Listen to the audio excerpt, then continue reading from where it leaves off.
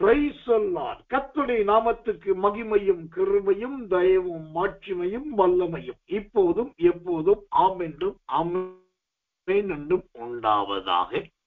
பரிசுத்த வேதாகமத்திலிருந்து ஒரு வசனத்தை நான் தலையங்க வாக்கியமாய் இந்த முதல் வாரமும் முதல் நாளுமாய் இருக்கிறபடினாலே ஒரு வசனத்தை வாசித்து விடுகிறேன். கர்த்தர் நல்லவர், கர்த்தர் நல்லவர், கர்த்தர் நல்லவர். தேவனுக்கு மகிமையும் கிருபையும் தயவும் உண்டாவதாக. கர்த்தர் நல்லவர். எபிரேயர் புஸ்தகம் 9ஆம் அதிகாரம் 26வது வசனம். எபிரேயர் 9:26. அப்படி இருந்ததானால் உலகம் உண்டானது முதற்கொண்டு அவர் அநேக தரம் பாடுபட வேண்டியதாய் இருக்குமே. அப்படி அல்ல, அவர் தம்மை தாமே பலியிடுகிறதினாலே பாவங்களை நீக்கும் பொருட்டாக இந்த கடைசி காலத்தில் ஒரே தரம் வெளிப்பட்டார். இந்த கடைசி காலத்தில் ஒரே தரம் வெளிப்பட்டார். ஆம், இந்த கடைசி காலத்தில் ஒரே தரம் வெளிப்பட்டார் என்று இந்த எபிரேயர் 9:26 வாசிக்கிறோம். அப்படியானால் இப்போது நாம் வாழ்ந்து கொண்டிருப்பது ஏறத்தாழ கடைசி மாதம், கடைசி வாரம் என்பது உண்மைதான். அந்த கடைசி மாதம், கடைசி வாரம் என்கிறதோடு கூட இது கடைசி காலமாகவும் இருக்கிறது. இந்த கடைசி காலத்தில் ஒரே தரம் வெளிப்பட்ட இயேசு கிறிஸ்து இந்த நாட்களிலும் நம்மோடு கூட வெளிப்படுவாராக. கர்த்தர் நல்லவர், கர்த்தர் நல்லவர், கர்த்தர் நல்லவர். இப்பொழுது தேவனுடைய செய்திக்கு ஆதாரமாக ஒரு தலையங்க வாக்கியத்தை வேதத்திலிருந்து வாசிக்கிறேன். ஜெபத்தோடு கவனியுங்கள். அப்போஸ்தலனாகிய சகோதரர் யாக்கோபு எழுதின நிருபம் 1ஆம் அதிகாரம் 14வது வசனம். யாக்கோபின் புஸ்தகம் 1ஆம் அதிகாரம் 14வது வசனம். அவனவன் தன் தன் சுய இச்சையினாலே இழுக்கப்பட்டு சிக்குண்டு சோதிக்கப்படுகிறான்.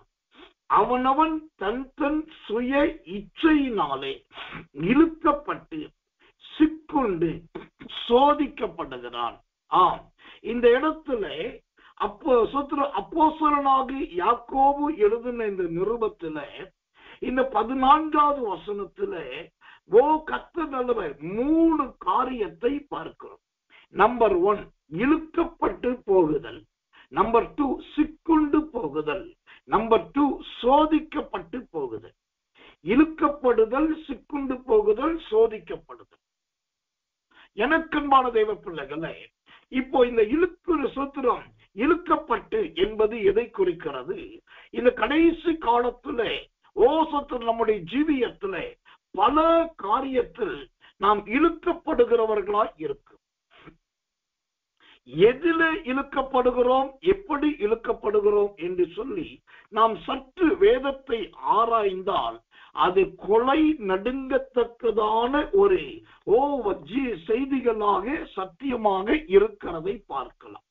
அப்போ இந்த சூத்திரம் இழுக்கப்படுகிற அனுபவத்தில் ஒரு வசனத்தை உங்களுக்காக வாசிக்கிறேன். தேவனுக்கு மகிமை உண்டாவதாக.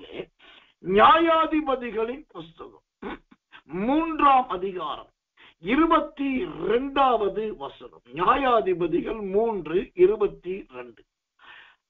அழகோடு கூட கைப்பிடியும் உள்ளே புகுந்தது. அவனுடைய வயிற்றுக்குள் போன கத்தியை இவன் இழுக்க கூடாதபடிக்கு நினம் அழகை சுற்றி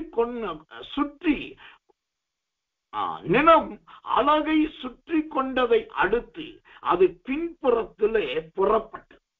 திரும்ப வாசிக்கிறேன். நியாயாதிபதிகள் 3:22. அழகோடு கூட கைப்பிடியும் உள்ளே புகுந்தது. அவனுடைய வயிற்றுக்குள் போன கத்தியை இவன் இழுக்க கூடாதபடிக்கு நினம் அழகை சுற்றி கொண்டடைத்தது.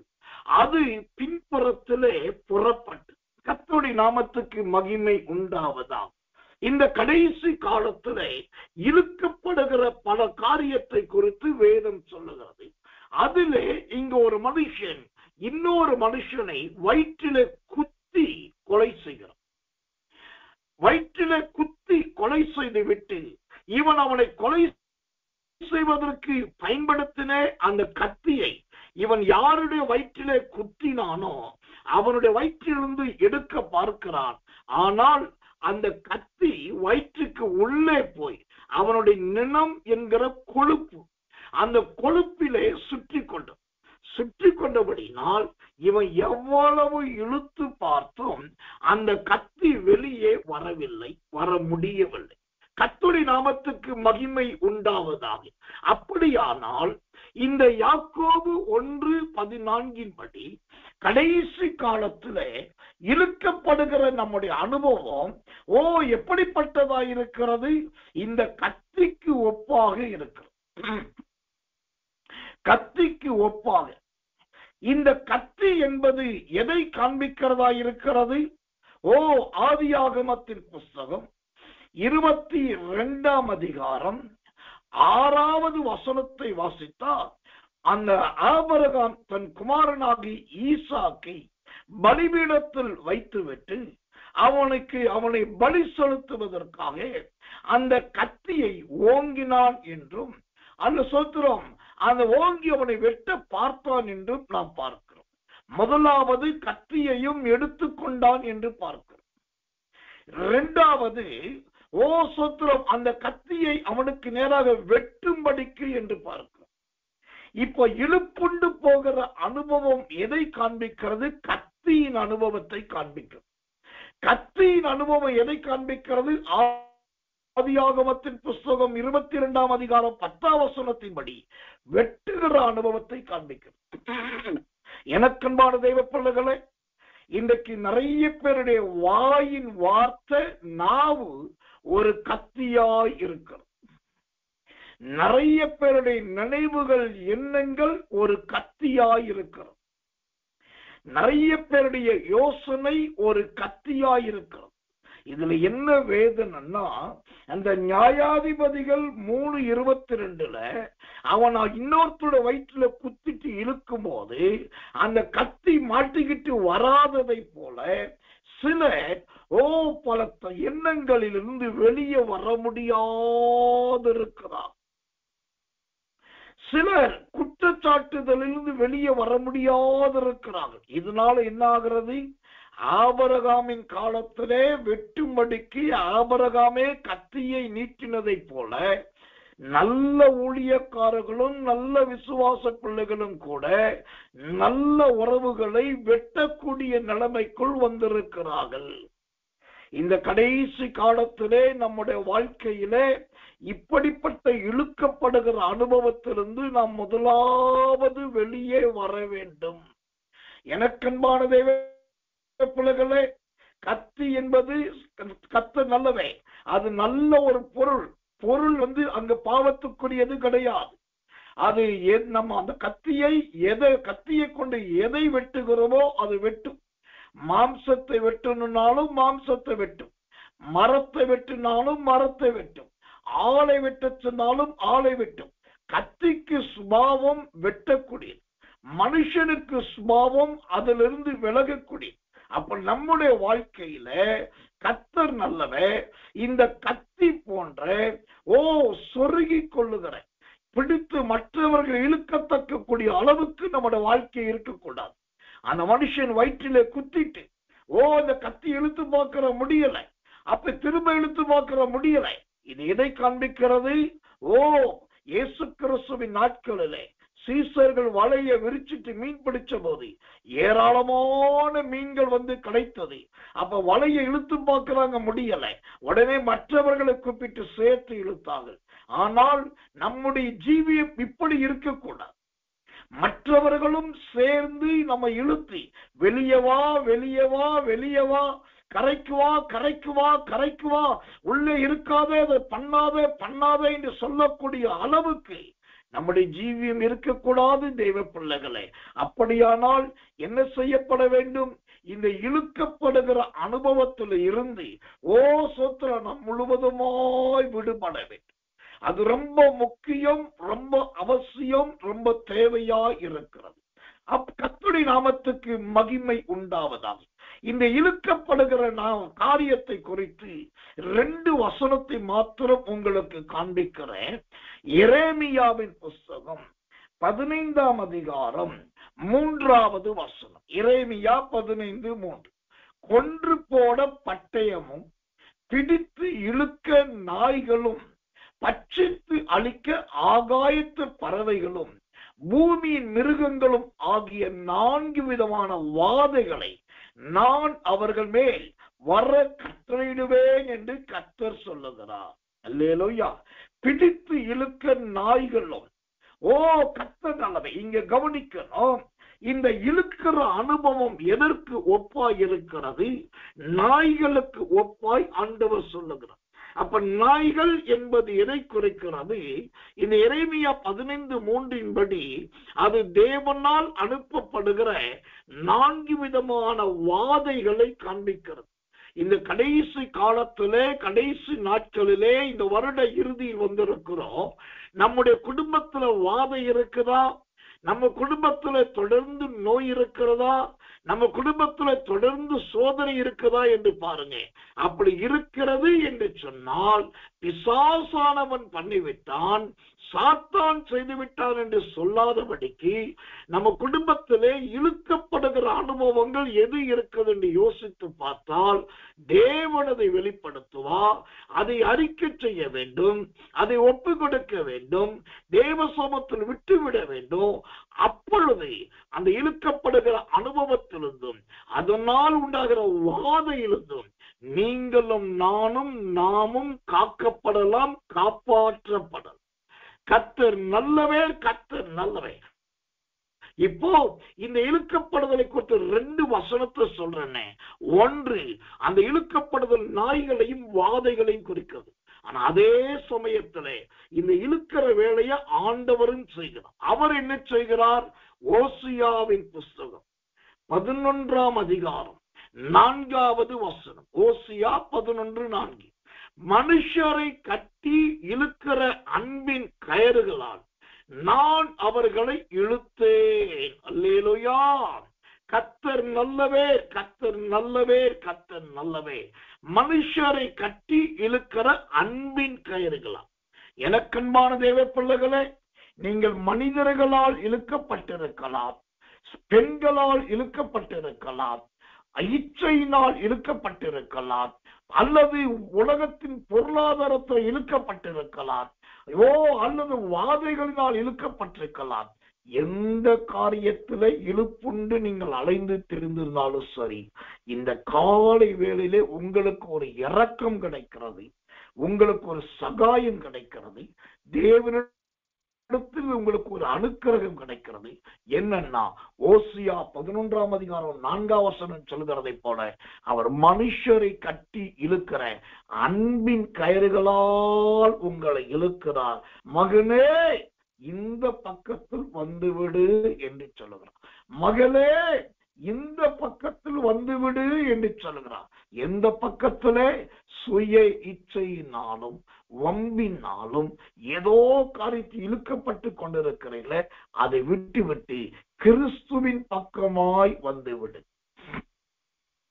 தேவனின் பக்கமாய் வந்து விடுங்கள், சத்தியத்தின் பக்கமாய் வந்து விடுங்கள். அப்படி வந்து விட்டால் என்ன நடக்கும்? இந்த ஓசியா 11:4 சொல்லுகிறது, கர்த்தர் நல்லவே, அவர்கள் பட்சம் சாய்ந்து அவர்களுக்கு ஆகாரம் கொடுத்தேன். ஆமென். ஆண்டவர் இழுக்கும் போது அவர் பக்கமா நீங்க வந்துட்டீங்கன்னாக்கா ஆண்டவர் உங்கள் பட்சமாய் சாய்வார். உங்களுக்கு வேண்டிய ஆகாரத்தை கொடுப்பார், உங்களுக்கு வேண்டிய தேவைகளை சந்திப்பார். ஆக மொத்தம் இந்த யாக்கோபு 1ஆம் அதிகாரம் 14வது வசனத்தின்படி முதலாவது பார்க்கிறோம், இழுக்கப்பட்டு.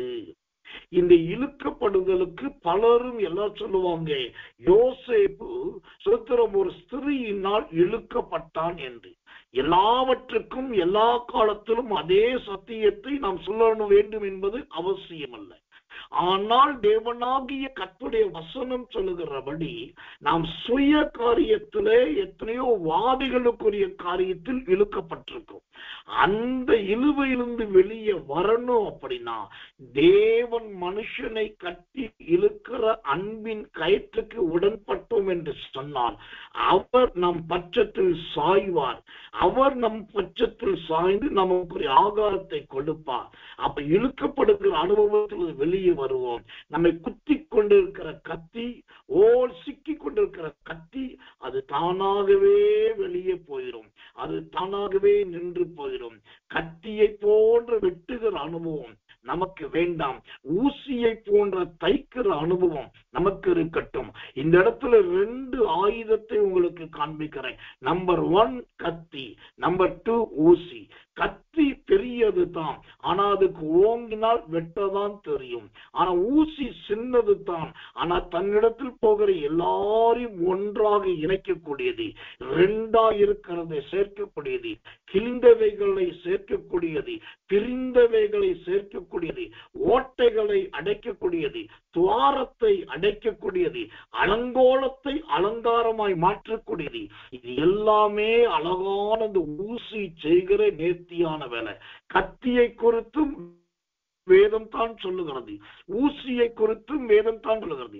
பார்வைக்கு பெரிய கத்தியா இருக்கிறதை விட தேவனுக்கு சின்ன ஊசியா இருக்கிறது நமக்கு சால சிறந்தது.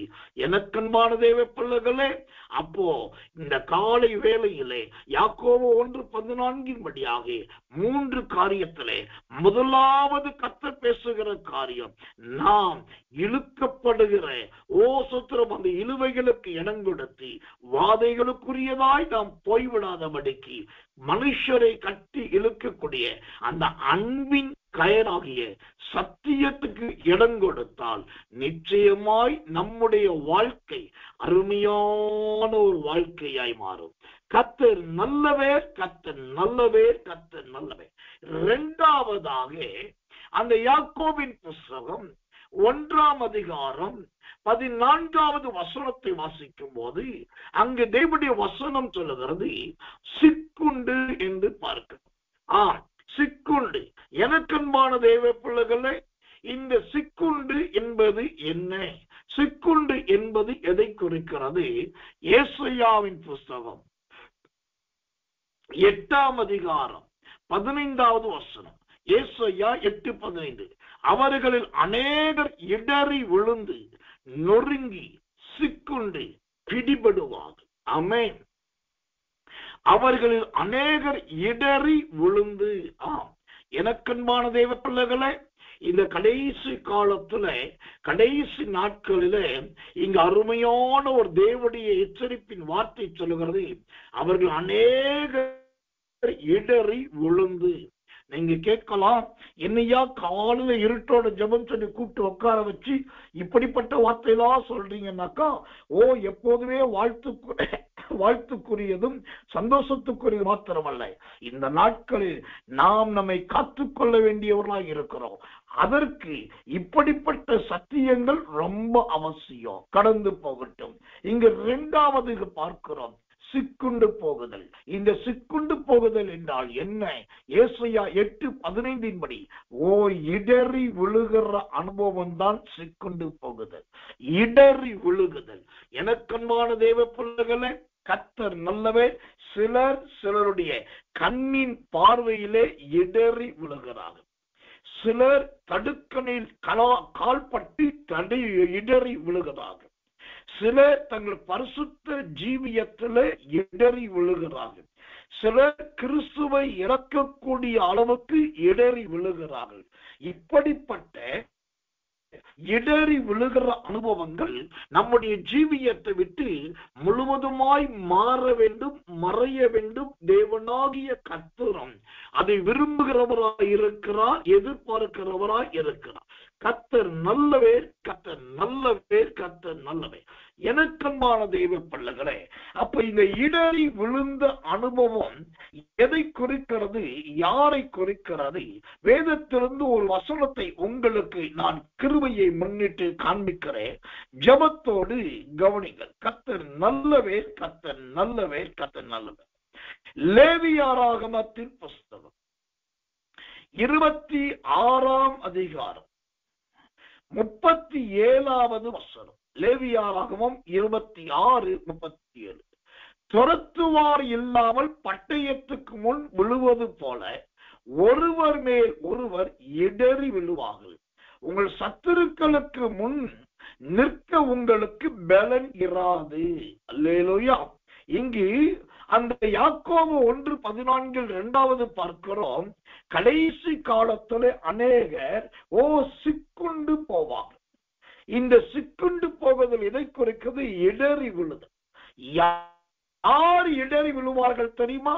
லேவியராகமம் 26:30 ரொம்ப தெளிவா சொல்லுது. சத்துருவுக்கு முன்பாக நிற்க பலன் இல்லாதவர்கள். அல்லேலூயா. சத்துருவுக்கு முன்பாக நிற்க முடியாதவர்கள், சத்துருவுக்கு முன்பாக நடுங்குகிறவர்களா இடறி விழுவாங்க. ஒன்றை கவனிங்கள். இயேசு என்ன சொன்னார்? பிசாசுக்கு எதிர்த்து நில்லுங்கள், அப்பொழுது அவன் உங்களை விட்டு ஓடி போவான். அப்போ இந்த கடைசி காலத்துல நான் தேவனுக்கு முன்பாக நிற்கிறேன், கர்த்தருக்காக நிற்கிறேன், சத்தியத்துக்காக நிற்கிறேன், ஊழியக்காருக்கு முன்பாக நிற்கிறேன் என்று சொல்லுவதை விட நம்ம வாழ்க்கையில் வருகிற சத்துரு, நம்மளோட வாழ்க்கையில் வருகிற எதிரி, நம்மளோட வாழ்க்கையில் வருகிற பிசாசு வந்தாக்கா பயப்படாமல் நிற்க தெரியும்,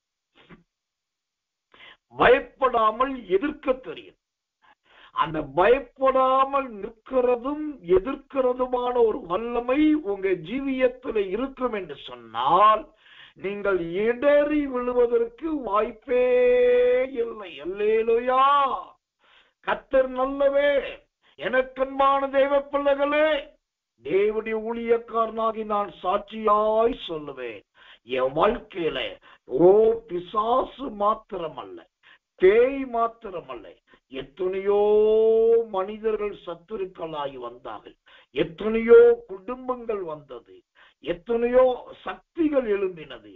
ஆனால் எனக்கு உற்றாரும் இல்லை, உறவினரும் இல்லை, பந்தபாசமும் இல்லை, ஒருவரும் இல்லாது தனித்திருக்கிற நான் தேவனுடைய வசனம் என்னும் சத்தியமாகிய பட்டயத்தை பிடித்திருந்தபடினால் அந்த எல்லா சத்துருக்கள் வரும்போது எதிர்த்து நிற்க தேவன் பலன் கொடுத்தார். அது நிமித்தமாக இன்றைக்கு வரைக்கும் நான் இடறி போகாமல் நிற்க கர்த்தர் உதவி செய்தார். சிக்குண்டு போகாதபடிக்கு, எதிலுமே சிக்குண்டு போகாமல் இன்றைக்கு வரைக்கும் தேவன் காப்பாற்றி வருகிறார். இந்த காலை வேளையிலே உங்களுக்கு தேவனுடைய ஊழியக்காரனாக நான் சொல்லுகிறேன், நீங்கள் சிக்குண்டு போயிருக்கிற காரியங்கள் எதிலே சிக்குண்டு இருக்கிறீர்கள்? எனக்கன்பான தெய்வ பிள்ளைகளே, இந்த சிக்குண்டு போகிற எல்லா போராட்டத்திலிருந்தும் என் தேவனாகிய கர்த்தர் உங்களை மாற்றுவார். கர்த்தர் நல்லவே, கர்த்தர் நல்லவே. சிக்குண்டு போகுதல் என்று சொன்னால் இடறி விழுதல் என்று சொன்னேன். ஏன் இடறி போகிறோம்? இடறி போறதுக்கு என்ன காரணம்? ஏசாயாவின் புஸ்தகம் 40:30, 40ஆம் அதிகாரம் 30வது வசனம். இளைஞர் இளைப்படைந்து சோர்ந்து போவார்கள், வாலிபரும் இடறி விழுவார்கள். ஆமென். இந்த ஏசாயா 40:30 சொல்லுது, ஒரு தேவ மனுஷன், ஒரு தேவ மனுஷி, ஒரு தேவ பிள்ளை இடறி விழுவதற்கு முக்கிய காரணம் என்னன்னா சோர்ந்து போகுது. சோர்ந்து போகுது. நான் நினைச்சது நடக்கல, நான் கேட்டது வரல, எதிர்பார்த்த நாட்கள்ல சம்பவிக்கல, எல்லாமே மாயை, இதுவும் மாயை. என்னால சோத்திரம் இன்னும் பொறுமையா இருக்க முடியாது, ஏன் இது நடக்கலைன்னு சொல்லி ஏதோ காரணங்களை சொல்லி விடாய்த்து போகிறோம், சோர்ந்து போகிறோம். நீங்க என்னைக்கு சோர்வுக்கு இடம் கொடுக்கிறீங்களோ அங்கதான் இடறல் வரும், அங்கதான் தடை வரும், அங்கதான் நீங்க சிக்கிக் கொள்ளுவீர்கள். சோர்வுக்கு இடம் கொடுக்காதீர்கள். ஆண்டவர் காண்பித்த பாதை எது? அந்த பாதையில தொடர்ந்து ஓடுங்கள். உங்களுக்கு தெரியுமா, ஒரு காலத்துல ரயில் என்பது இரட்டை தண்டவாளத்திலே போனது. அதுதான் ரயில்வே நிர்வாகத்துடைய உண்மையான அடையாளம். ரயில் என்பது 2 தண்டவாளத்திலே போகக்கூடிய, ஒரு காலத்துல 2 தண்டவாளத்துல போச்சு. ஆனா இப்போ சில வெளிநாடுகளில் ரயில்கள் ஒற்றை தண்டவாளத்துல போகுது. அதுவும் மேலே பாலத்துக்கு கீழே ஒற்றை தண்டவாளம் தொங்குகிறது. அந்த ஒற்றை தண்டவாளத்தை பிடிச்சு தொங்கிக்கிட்டே ட்ரெயின் ஓடுகிறது.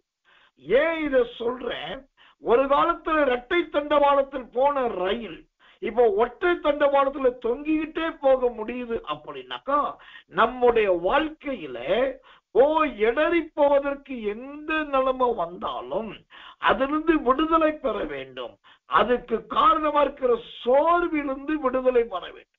அந்த சோர்வுக்கு இடம் கொடாமல், மன தளர்ச்சிக்கு இடம் கொடாமல், இருதயம் விடாய்த்து போவதற்கு இடம் கொடாமல், வாழ்க்கை சலிப்பு தன்மைக்கு இடம் கொடாமல் தைரியமோ இருங்கள். அப்ப இடறி விழவும் மாட்டீர்கள், சிக்குண்டு போகவும் மாட்டீர்கள். தேவனாகிய கர்த்தர் இந்த கடைசி காலத்துல உங்களை காத்துக்கொண்டு அடுத்த வருடத்திலே, வருகிற புது வருடத்திலே 2024ஆம் ஆண்டிலே கர்த்தர் உங்களை பத்திரமாய் கொண்டு போய் சேர்ப்பதற்கு போதுமானவராக இருக்கிறார். கர்த்தர் நல்லவர், கர்த்தர் நல்லவர், கர்த்தர் நல்லவர். இந்த யாக்கோபின் புஸ்தகத்திலே 3 காரியம் என்று சொன்னேன். 1ஆம் அதிகாரம் 14ஆம் வசனத்திலே 1 இழுக்கப்பட்டு, 2வது சிக்குண்டு, 3ஆவதாக இந்த யாக்கோபு 1:14 சொல்லுகிறது, சோதிக்கப்படுகிறார். சோதிக்கப்படுகிறார். கர்த்தர் நல்லவர், கர்த்தர் நல்லவர், கர்த்தர் நல்லவர். எனக்கன்பான தேவ பிள்ளைகளே, இந்த கடைசி காலத்திலே தேவ பிள்ளைகள், தேவ ஜனங்கள், தேவனுடைய ஊழியக்காரர்கள், தேவ ஊழியங்கள் எல்லா இடத்திலுமே சோதிக்கப்பட்டு கொண்டு இருக்கிறது. ஆண்டவரை சோத்துறோம். ஆண்டோடைய சபைகள், ஆண்டுடைய ஊழியங்கள் இன்னைக்கு எல்லா இடத்திலும் சோதிக்கப்படுகிறது. ஆனால் இந்த சோதிக்கப்பட்டாலும் அந்த சோதனையிலிருந்து ஜெயிப்பதுதான் நல்ல ஒரு மனுஷனுக்கு, நல்ல ஒரு ஊழியத்துக்கு அது அடையாளம். இந்த சோதிக்கப்படுதல் என்பது என்ன? சோதிக்கப்படுவது என்பது எதை குறிக்கிறது? 1 பேதுருவின் புஸ்தகம் 1ஆம் அதிகாரம் 7வது வசனம். 1 பேதுரு 1:7 வாசிக்கிறேன். அழிந்து போகிற பொன் அக்கினியினால் சோதிக்கப்படும், அதை பார்க்கிலும் அதிக விலையேற பெற்றதாயிருக்கிற உங்கள் விசுவாசம் சோதிக்கப்பட்டு இயேசு கிறிஸ்து வெளிப்படும் போது உங்களுக்கு புகழ்ச்சியும் கனமும் மகிமையும் உண்டாக காணப்படும். இந்த சோதிக்கப்படுதல் என்றால் என்ன? சோதிக்கப்படுவது என்பது எதை காண்பிக்கிறது? இந்த 1 பேதுரு 1ஆம் அதிகாரம் 7ஆம் வசனம் சொல்லுது, சோதிக்கப்படுதல் என்று சொன்னால் அழிந்து போகுதல் என்று அர்த்தம். அழிந்து போகுதல். ஒரு மனுஷனுக்கு, ஒரு மனுஷிக்கு, ஒரு தேவ சபைக்கு, ஒரு தேவ ஊழியக்காரனுக்கு ஒரு சோதனை வருதுன்னாக்கா அவங்க அழிஞ்சு போவதற்காக அங்கு முயற்சிகள் நடக்குது. அந்த ஊழியங்கள் நின்று போவதற்காக தீவிர திட்டங்கள் சூழப்படுது. இவர்கள் இருக்கிற வேலையிலிருந்து பிடுங்கப்படுவதற்கு ஆலோசனை நடக்கிறது என்பது தான் அங்கு உண்மையான சத்தியம். அப்போ சோதிக்கப்படுதல் என்பது அழிந்து போகிற பொன் என்று பைபிள் சொல்லுது.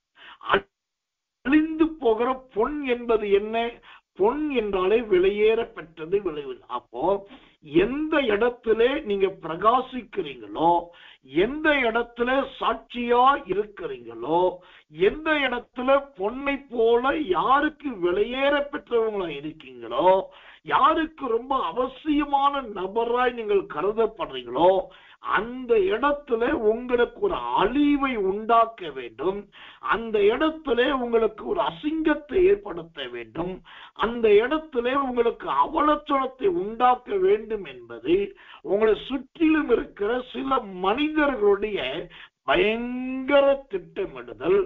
ஆனால் இந்த காலை வேளையிலே ஆவியானவர் சொல்லுகிறார், நீங்க இருக்கிற இடத்துல பொன்னாய் பிரகாசிக்கிற இடத்துல உங்களை இழுத்து விடுவதற்கும் அசிங்கப்படுத்துவதற்கும் அவமானப்படுத்துவதற்கும் அல்லது வெளியேற்றுவதற்கும் யாராவது முயற்சித்தால் நீங்கள் பயப்படவும் வேண்டாம், நீங்கள் சோர்ந்து போகவும் வேண்டாம். ஏன் என்று சொன்னால் அந்த 1 பேதுரு அதே 1ஆம் அதிகாரம் அதே 7ஆம் வசனம் இவ்விதமாய் சொல்லுகிறது, உங்கள் விசுவாசம் சோதிக்கப்பட்டு கிறிஸ்து வெளிப்படும் போது உங்கள் புகழ்ச்சியும் கனமும் மகிமையும் உண்டாக காணப்படும். அல்லேலூயா. அப்போ 3வது சோதிக்கப்படுதல். இந்த சோதிக்கப்படுதல் என்பது என்ன? தேவ ஜனங்கள் மீது வருகிறதான காரணமற்ற குற்றச்சாட்டுகள், அவசியமில்லாத பழிச்சொல்லல்கள், எதிர்பார்க்காத அவமானங்கள். ஆனால் அதை நீங்கள் சகிக்க வேண்டும், அதை நீங்கள் பொறுத்துக் கொள்ள வேண்டும், அதை நீங்கள் தாங்கிக் கொள்ள வேண்டும். அப்படி சகித்துக் கொண்டு பொறுத்து கொண்டு தாங்கிக் கொண்டு இருந்தால் இந்த 1 பேதுரு 1:7 சொல்லுகிறபடி தேவ ஊழியக்காரனாக நான் தைரியமா சொல்றேன், சில நாட்கள் தான் சோதிக்கப்படுவீங்க, சில வாரம் தான் சோதனைக்கு உட்படுவீங்க. அதுக்கப்புறம் என்ன நடக்கும்? நம்பர் 1 உங்களுக்கு நல்ல புகழ்ச்சி கிடைக்கும், நம்பர் 2 உங்களுக்கு நல்ல கனம் கிடைக்கும், நம்பர் 3 உங்களுக்கு நல்ல மகிமை கிடைக்கும். இந்த புகழ்ச்சி, இந்த கனம், இந்த மகிமை யாருக்கு தேவன் வைத்திருக்கிறார்? சோதிக்கப்படுகிறவர்களுக்கு கொடுப்பதற்காகவே வைத்திருக்கிறார். இந்த காலை நேரத்துல, இந்த இருட்டோட ஜபத்துல இப்படிப்பட்ட சோதனைக்கு உட்பட்டவர்களா நீங்க வந்திருக்கலாம். ஐயா, என் குடும்பமே எனக்கு ஒரு சோதனையா, ஒரே நிம்மதியே கிடையாது. ஒரு பக்கம் மனைவி, இன்னொரு பக்கம் புருஷன், அந்த பக்கம் பிள்ளைகள், இவங்க மூலமாகவே நான் மன உளைச்சலுக்கு உள்ளாகிறேன், இவங்க மூலமாகவே நான் நிம்மதி இல்லாத இருக்கிறேன், நிறைய கருத்துல எடறி போயிட்டு இருக்கிறேன். ஆண்டவரே, எனக்கு ஐயா, எனக்கு வாழ்க்கையே சோதனையா இருக்குன்னு நீங்க சொல்லலாம். தேவ ஊழியக்காரனாகி நான் சொல்லுகிறேன், இந்த சோதனை நீண்ட நாட்களுக்கு நடப்பது கிடையாது. இந்த சோதனை முழுவதுமாய் வெகு சீக்கிரத்திலே மாறிவிடும். கர்த்தர் நல்லவர், கர்த்தர் நல்லவர், கர்த்தர் நல்லவர். இந்த சோதனைக்கு ஒரு குறித்த நாளை ஆண்டவர் வைத்திருக்கிறார். அந்த நாள் வரைக்கும் தான் சோதிக்கப்படுவீர்கள். அந்த நாள் எந்த நாள்? வெளிப்படுத்தின விசேஷம் 2ஆம் அதிகாரம் 10ஆம் வசனம். வெளிப்படுத்த 2:10 சொல்லுகிறது, சிலரை காவலில் போடுவான், 10 நாள் உபத்திரவப்படுவீர்கள். 10 நாள். இந்த சோதிக்கப்படுதல் வெறும் 10 நாட்கள் தான். அந்த 10 நாள் நீங்கள் சோதனையை சகித்தீர்கள், தாங்கினீர்கள் என்று சொன்னால் உங்களுக்கு நல்ல புகழ்ச்சியோ, நல்ல கனமும், நல்ல மகிமையும் உண்டாகும். இந்த புகழ்ச்சியினாலும் கனத்தினாலும் மகிமையினாலும் தேவனாகிய கர்த்தர் உங்களை மாற்றி ஆசீர்வதித்து இந்த வருட கடைசியிலே, இந்த கடைசி நாட்களிலே தேவனுக்காக எழும்பி நிற்கிறேன். ஒரு மகிமையின் பாத்திரமாய் தேவன் உங்களை மாற்றுவாராம். மகிமையின் அருமையான தயையுள்ள பாத்திரமாக ஆண்டவர் உங்களை மாற்றுவாராக. இந்த யாக்கோபு 1ஆம் அதிகாரம் 17வது வசனம் சொல்லுவதை போல, நன்மையான எந்த ஈவும் பூரணமான எந்த வரமும் பரத்தில் இருந்து உண்டாகி என்ற வார்த்தையின்படி உங்க வாழ்க்கைக்கு பரத்திலிருந்து உண்டாகிற அந்த அருமையான ஜோதிகளின் பிதாவாகிய தேவனுடைய ஆசீர்வாதங்களினால் உங்களை நிரப்புவார். எனக்கு ஒண்ணுதான் ஆசை. இந்த யாக்கோபு 1:14 சொல்லுகிறபடி இழுக்கப்பட்டு போகுதல், சிக்குண்டு போகுதல், சோதிக்கப்படுதல், இந்த 3க்கும் நாம் தப்பணும் என்று சொன்னால் இந்த வருட கடைசியில தேவனுக்கு முன்பாய் நம்மை ஆயத்தப்படுத்தி 2024 ஆண்டின் முதல் மாதம், முதல் வாரம், முதல் நாளிலே இந்த இழுக்கப்படுதல், சிக்குண்டு போகுதல், சோதிக்கப்படுதல் இல்லாமல் ஜோதிகளின் பிதாவாகிய அந்த தேவனுடைய அபிஷேகத்தோடு உள்ளே பிரவேசிக்கும், அந்த நல்ல மகிமையோடு உள்ளே பிரவேசிக்கலாம். அப்போ இந்த 3 காரியத்திலிருந்து என் தேவனாகிய கர்த்தர் நம்மை விடுவிக்க விரும்புகிறார், நம்மை தப்புவிக்க விரும்புகிறார், நம்மை மீட்டுக்கொள்ள விரும்புகிறார். இழுக்கப்படுதல், சிக்குண்டு போகுதல், சோதிக்கப்படுதல், இதிலிருந்து கர்த்தர் நம்மை தப்புவித்து அவருடைய குமாரனாய், அவருடைய குமாரத்தியாய் தேவனாகிய கர்த்தர் நம்மை காத்துக்கொண்டு புது வருடத்திலே புது கிருபையில பிரவேசிக்க தேவன் உதவி செய்ய போகிறார் என்று விசுவாசித்து இருக்கிற இடங்களிலே கண்களை மூடி எல்லாரும் ஒப்பு கொடுத்து கர்த்தரை ஸ்தோத்திரிப்போம். நாம் ஜெபிப்போம். அன்புள்ள நல்ல பரமபிதாவே, நல்ல அருமையான இந்த காலை வேலைக்காக நன்றியோடுமை துதிக்கிறோம், ஸ்தோத்திரிக்கிறோம். கர்த்தாவே, உடைய பெரிதான கிருபையின் இரக்கத்தின் தயவினால் இதோ இந்த வருட கடைசி கூட்டங்களின் முதல் நாள், முதல் காலை வேளையிலே கர்த்தரைகளை கொண்டு வந்ததற்காக ஸ்தோத்திரம். நல்ல ஸ்தோத்திர ஆராதனைகளை கர்த்தர் கொடுத்ததற்காக ஸ்தோத்திரம். வசன வியாக்கியானங்களை தேவன் கொடுத்ததற்காக ஸ்தோத்திரம். நல்ல சாட்சிகளை கொடுத்ததற்காக மைக்கு ஸ்தோத்திரம். எல்லாவற்றை விட யாக்கோபு 1:14 படி இழுக்கப்பட்டு போகுதல், சிக்குண்டு போகுதல், சோதிக்கப்பட்டு போகுதல், இந்த 3லிருந்தும் தப்புவிக்கப்பட்டு ஆண்டவரே விட பிள்ளைகளுக்கு மகிமை கனம் என்கிறதானே ஸ்தோத்திரம். அந்த 3 தயவினாலே 1 பேதுரு 1:7 வசனத்தில் சொல்லப்பட்ட அந்த 3 ஆசீர்வாதங்களினால் பிள்ளைகளை ஆசீர்வதிக்க போகிறீர்கள் ஆண்டவரே. நல்ல புகழ்ச்சியும், நல்ல கனமும், நல்ல மகிமையும், நல்ல புகழ்ச்சியும், நல்ல கனமும், நல்ல மகிமையுமாக பிள்ளைகளை நிரப்பட்டும் தேவன்தாமே காத்துக்கொள்ளும் ஆண்டவரே. இந்த நாள் முழுவதும் தேவனுடைய பிரசன்னம் இவர்களோடு இருப்பதாக, தேவனுடைய சத்தியம் இவர்களோடு இருப்பதாக, தேவனுடைய வார்த்தை இவர்களோடு இருப்பதாக. போக்கிலும் மரத்திலும் காத்துக்கொள்ளும், பிரயாசங்களும் முயற்சிகளில் கர்த்தர் கூட இருந்துள்ளும். நல்ல செய்திகளை கேட்க உதவி செய்யும். இவர்கள் புகழ்ச்சி உண்டாகட்டும், கனம் உண்டாகட்டும், மகிமை உண்டாகட்டும். தாழ்த்தி ஒப்புவிக்கிறோம். இயேசுவின் ரத்தம் ஜெயம். இயேசுவின் நாமத்தில் ஜெபிக்கிறோம். ஜெபம் கேளும் ஜீவனுள்ள நல்ல பிதாவே. ஆமென், ஆமென், ஆமென்.